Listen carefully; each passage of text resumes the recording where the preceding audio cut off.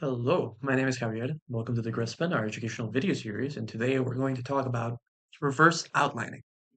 So, why don't we start by talking about the type of outlining that you might be more familiar with, which is just good old regular outlining, where you set out from the beginning to come up with the ideas that you're going to write, and you create a structure for yourself and then follow it.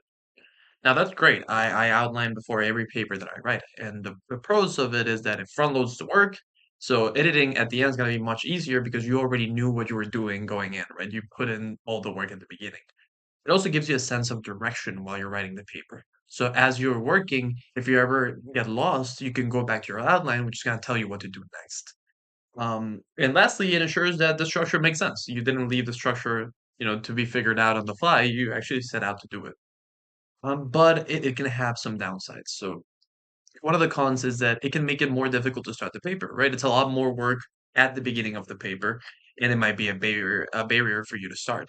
Similarly, it doesn't account for the things that you're going to come up with while you're writing. You may have a structure as to what you think you're going to say, but every time you write a paper in the middle of it, new things come up.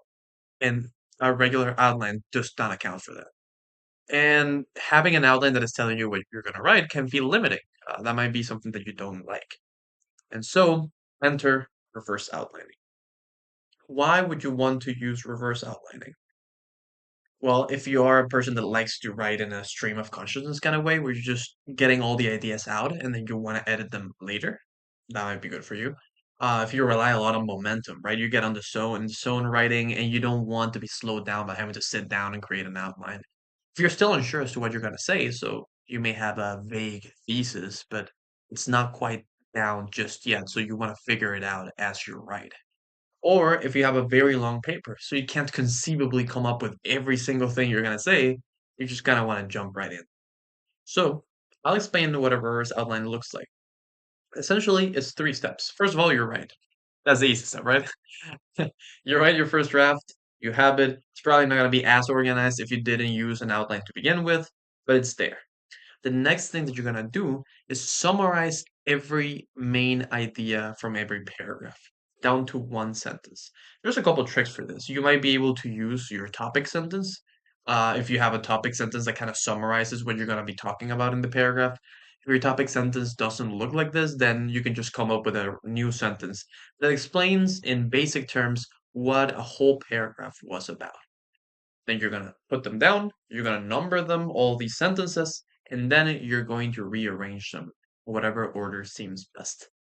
Why is this? Well, when you have a finished paper and you want to look at the structure, that might be a little daunting, right? If the paper is long, like paragraphs can get as long as nearly a page. It's confusing to try to move them around because you can't keep everything straight. When you summarize it down to one sentence and you're just organizing one sentence after the other, it becomes way more evident if the order is not quite working right. If a sentence follows another sentence, but they just don't make sense together, it's just gonna be easier to spot. So let's try to put this into practice. Imagine that you're writing a paper about the 2009 housing crisis. And let's say that you wrote the paper, you looked at your paragraphs, you narrow them down to one sentence, and these are the sentences. First, you start with an intro, arguing that the causes for the housing crisis were more complicated than they seem. You move on to saying that most Americans don't receive a financial education, which was a big problem. You move on to say that banks use subprime mortgages irresponsibly, and then define subprime mortgages and why they exist. And finally, you close by saying that the US has an unhealthy culture of debt accumulation. Now, if you have the whole paper and you look at it, you might not be able to spot any problems with the structure.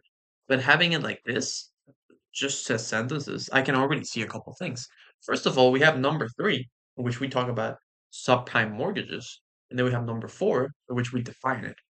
It seems far more natural to first define it and then talk about it. So already from the get-go, I think we might want to move three and four. The other thing that I'm noticing is that number two, most Americans don't receive a financial education, kind of talks about the US society, it's kind of broad. Number five looks pretty similar. The US has an unhealthy culture of debt accumulation. So why don't we try to rearrange all of this?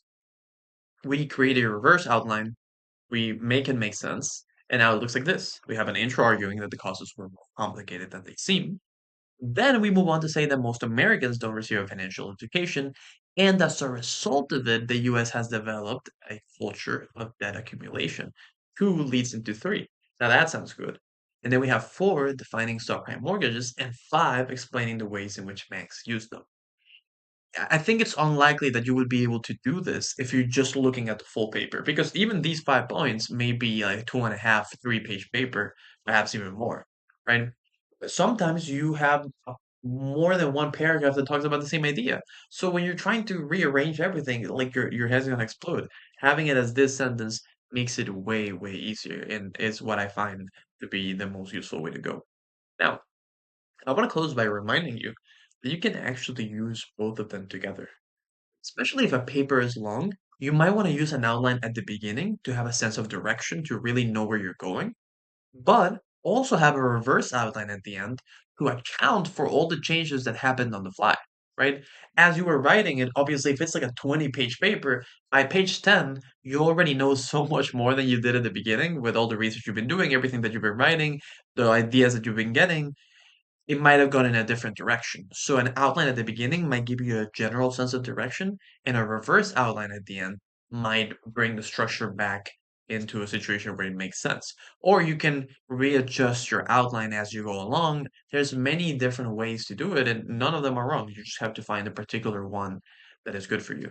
But for long papers, I would certainly recommend begin with an outline that gives you a sense of direction, that tells you where you want to go, and then allow yourself as you're writing to deviate from it if you feel like it's necessary. Because in the end, you're going to do a reverse outline. And if the structure doesn't make sense, if you said something out of order, doesn't matter. You're gonna write one sentence, you're gonna rearrange it, and once you then you're gonna go back to your paper and you're gonna rearrange the corresponding paragraphs so that they look the way that they should. And there you have it, a perfectly organized paper. So if you have any other questions about paper writing, structure or anything like that, feel free to come into the Writing Center. We'd love to have you. We'll see you next time.